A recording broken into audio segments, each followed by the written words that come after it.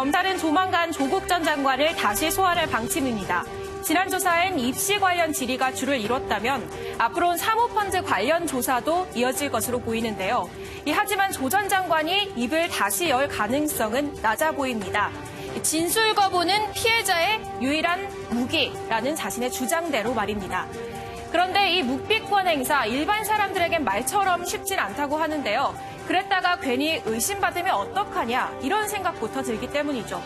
이 말을 하든 안 하든 검찰은 이미 피의자의 모든 것을 의심하게 돼 있다고 해봐도 억울한 게 있으면 해명하고 싶은 당연한 심리와 이 수사 태도를 이유로 구속될 수도 있다는 두려움을 이기긴 쉽지 않다고 합니다.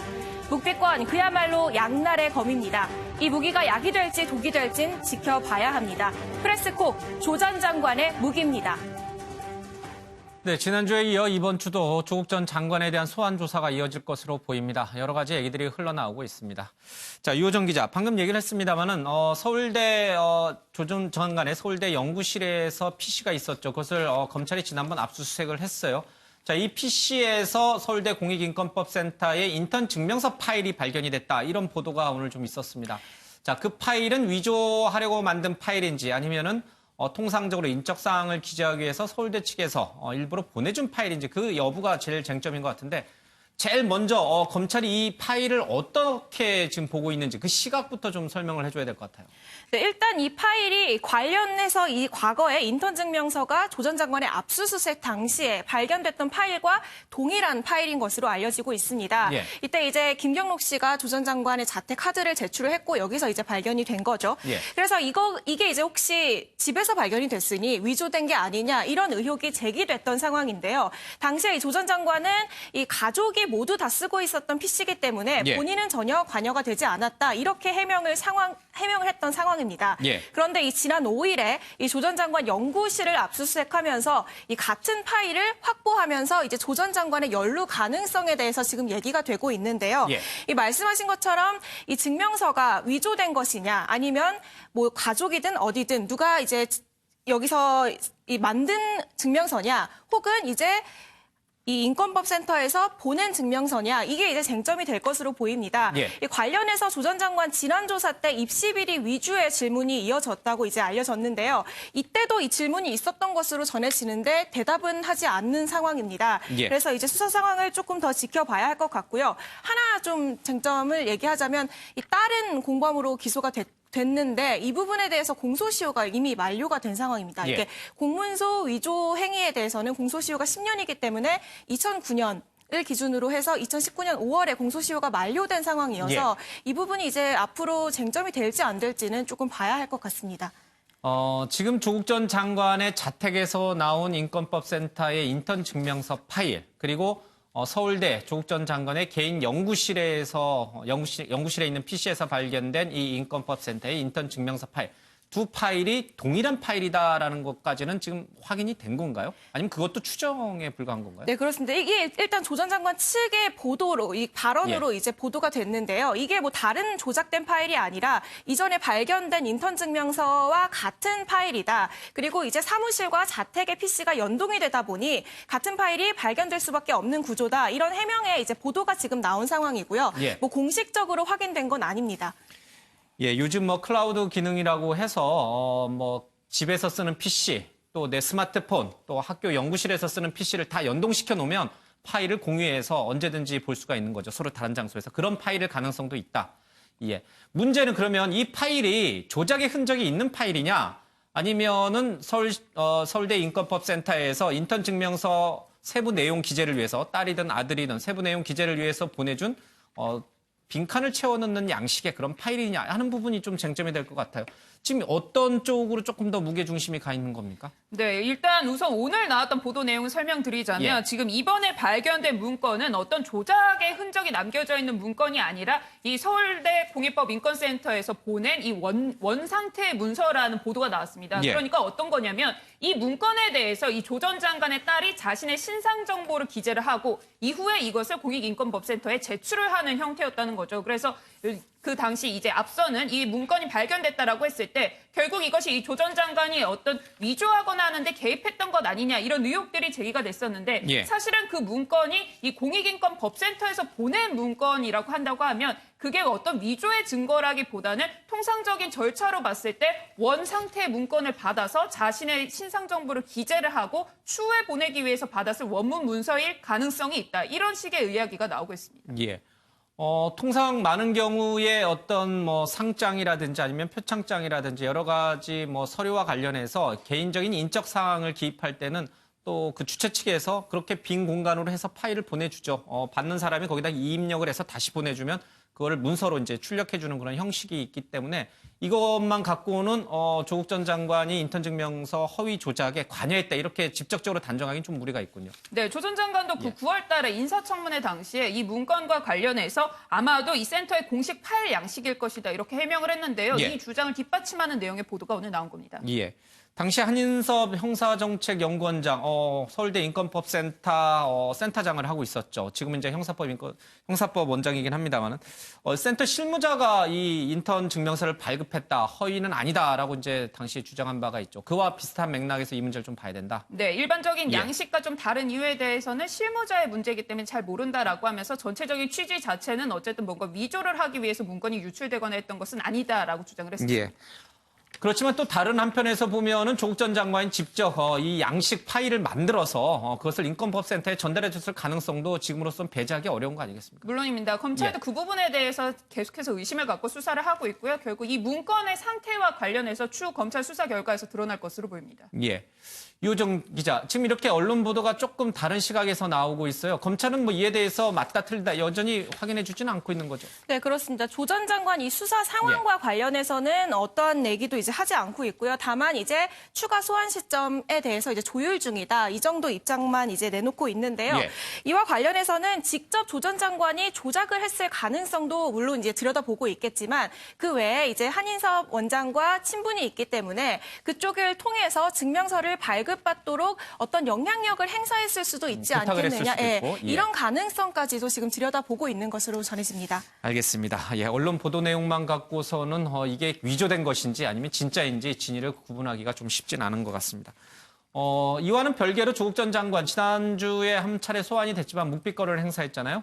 불가피하게 검찰은 다시 부를 수밖에 없어요. 이번 주 언제쯤 나올 것 같습니까? 네, 그렇습니다. 뭐 진술 거부권을 행사를 했기 때문에 예. 별다른 조사가 이루어지지 않았습니다. 때문에 어쨌든 뭐 조사는 더 해야 되니까 예. 검찰이 뭐 이번 주 내로 한두 차례 더 부를 것이다 이런 얘기는 있는데 아직까지 뭐 정확한 날짜는 나온 건 없고요. 예. 그런데 조 전 장관 측은 어쨌든 이제 검찰이 이미 기소를 전제로 하고 조사를 있다고 밝힌 만큼 뭐 몇 번을 부르든지 간에 진술 거부권을 행사를 하고 이 법원에서 좀 사안을 가릴 가능성이 큽니다. 예. 뭐 검찰 입장에서도 뭐 한두 차례 더 불러서 조사를 계속 해본 뒤에 뭐 계속해서 진술 거부권을 행사를 한다면 더 이상의 검찰 출석은 의미가 없지 않습니까? 때문에 좀 이 조 전 장관에 대한 기소 이런 시점들이 좀 더 빨라질 수 있다 이런 예측도 좀 나오고 있습니다.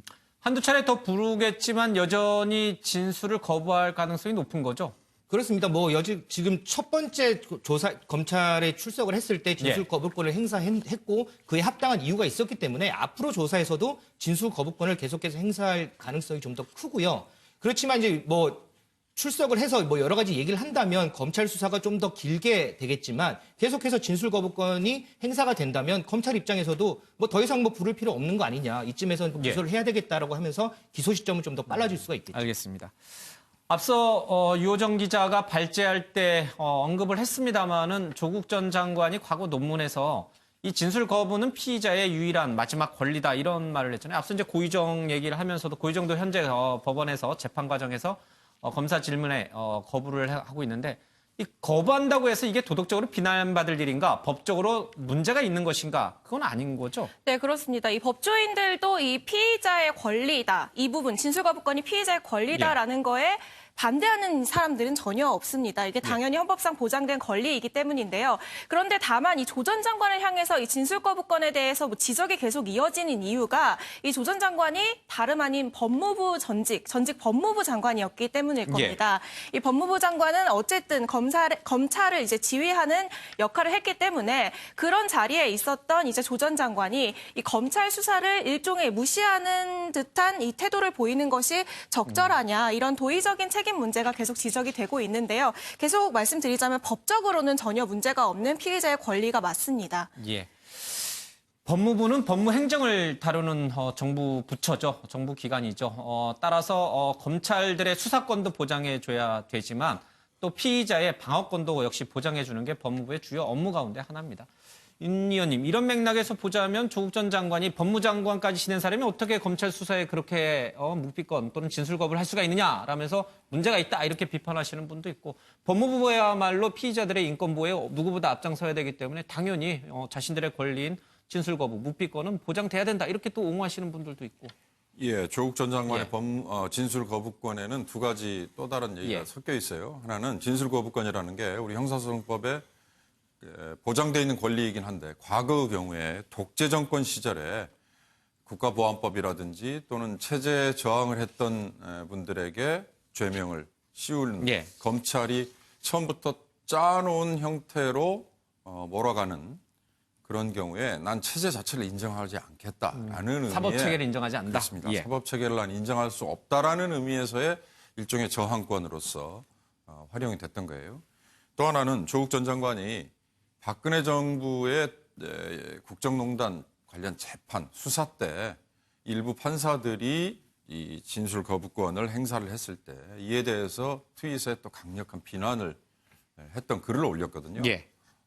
당시에는 증거가 다 명백한데도 진술 거부권을 행사한 거 보면 이 사람들은 다 구속시켜서 수사를 하고 기소를 해야 된다라는 아주 상당히 강한 얘기를 했어요. 이제 이게 서로 지금은 본인에게 지금 재발등을 찍은 꼴이 됐기 때문에 그래서 더 진술 거부권 행사에 어찌 보면 지금 관심이 더 가는 거죠. 이 자체에 대해서 우리가 뭐 비난할 수는 없습니다만 말씀드렸듯이 본인이 과거에는 다른 잣대로 남들에게는 강력하게 비난을 퍼부었다가 이제 와서 본인의 문제에 대해서는 할 수 있는 거다라고 얘기하는 게 그게 서로 이제 언행의 불일치를 또 한 번 보여준 거 바로 그 점 때문이 아닐까 싶습니다. 알겠습니다. 자, 조국 전 장관 동생에 대해서는 오늘 기소가 이뤄질 것이다 이런 얘기가 좀 많이 있습니다. 폐쇄 공포증까지 호소하고 있다라고 하는데 실제로 기소가 다시 이루어질 수 있는 건가요? 네, 일단은 뭐 조 전 장관 동생 구속 만료 기한이 내일까지인데요. 조금 전에 검찰이 이제 6개 혐의를 적용을 해서 조 전 장관 동생을 기소를 했습니다. 그렇기 때문에 재판을 받을 때까지는 앞으로 구치소에 계속 이제 있어야 되고요. 지금 조 전 장관 동생 같은 경우에는 이제 우울증 등으로 이제 신경 안정제를 복용하고 있다. 뭐 이런 얘기도 들리는데 이와 더불어서 이 폐쇄된 공간에서 느끼는 공포증, 그러니까 말씀하신 대로 폐소 공포증을 호소하고 있어서 지금 진료를 받고 싶어한다 이런 보도도 있거든요. 뭐 이에 따라서 이제 조 씨 측은 이제 기소가 이루어졌으니까 이제 앞으로 보석을 신청할 거다 이런 얘기도 있거든요. 근데 통상적으로 이 생명이 좀 위중할 정도로 엄중한 경우 외에는 이제 보석이 받아들이지 않는다는 점을 봐서는 정말 보석으로 석방을 원하는 것보다는 지금 이 여러 가지 이제 질병들 때문에 외부 진료의 필요성을 입증하기 위해서 보석을 신청하는 게 아니냐 이런 분석들도 좀 나오고 있습니다. 폐소 공포증을 호소했지만 검찰은 예정대로 조국 전 장관 동생을 기소했다. 6개 혐의, 웅동학원 교사 채용 문제 비리 의혹도 범인 도피 등 6가지 혐의를 적용했다. 그렇습니다. 알겠습니다. 자, 지금 또 하나 논란이 되고 있는 부분이 정경심 교수의 이른바 면회 문제거든요. 자, 이 딸이 화상 접견을 했다고 하는데 우리에겐 조금 생소해요. 네, 그렇습니다. 이 화상 접견은 이 수용시설이 먼 곳에 사는 재소자 가족을 위해서 만들어진 시스템인데요. 뭐 예를 들면은 가족들은 부산에 사는데 재소자가 이제 서울구치소에 있을 경우에 서울구치소까지 오지 않고 이 부산교도소에서 화상 접견을 신청을 해서 접견을 하는 방식입니다. 이렇게 조 씨의 조 전 장관의 딸과 정 교수가 이렇게 화상 접견을 한 건 지난 토요일 16일입니다. 예. 이제 정 교수가 수감된 서울구치소를 방문하는 대신에 이 다른 교정 시설에서 이제 화상 접견을 한 것으로 이제 알려졌는데요. 이렇게 9시 30분부터 오전 9시 30분부터 한 15분간 정도 접견이 이뤄진 것으로 보이는데 예. 뭐 당시에 뭐 서울구치소는 조 전 장관 자택에서 한 30분 정도 거리인데 굳이 화상 접견을 한 게 특혜 아니냐 뭐 이런 식의 이제 지적이 있었는데요. 일단 법무부 관계자는 이는 뭐 본인이 신청을 하면 할 수 있는 거기 때문에 특혜라고 보긴 어렵다는 입장을 이제 확실히 밝혔고요. 예. 뭐 일각에서는 뭐 언론 노출을 피하기 위해서 이 접견 방식을 택한 거 아니냐 이런 해석들도 나오고 있습니다. 또 한편으로 뭐 증거를 남기지 않기 위해서 화상 접견을 한 거 아니냐 이런 지적도 있는데요. 화상 접견 역시 이제 검찰이 녹음된 통화 내용을 모두 확보할 수 있기 때문에 이 부분은 조금 가능성이 낮아 보입니다. 예. 요즘 뭐 화상으로 회의도 하고요. 또 뭐 멀리 외국에 있는 가족 또는 친지하고도 대화도 하니까 뭐 화상 접견을 하는 게 그렇게 뭐 기술적으로 어려운 문제도 아니고요. 또 멀리 떨어져 있는 가족들이라든지 아니면 이런 재소자하고는 통화하기 좀 쉬운 방법인 것 같습니다. 뭐 가까이 있어도 할 수 있는 거죠. 그 가까이 있다고 못하게 하는 규정은 없는 거죠. 네, 그런 규정이 따로 없기 때문에 특혜가 아니라는 게 이제 법무부 입장이죠. 근데 이게 문제는 조국 전 장관과 관련되다 보니까 사람들이 자꾸 색안경을 끼고 어떻게 그렇게 또 할 수가 있지? 이거 일종의 꼼수 아니야? 이런 식도 있는데 실제로 이 재소자나 또 재소자 가족들이 이 화상 접견을 많이 이용하던가요?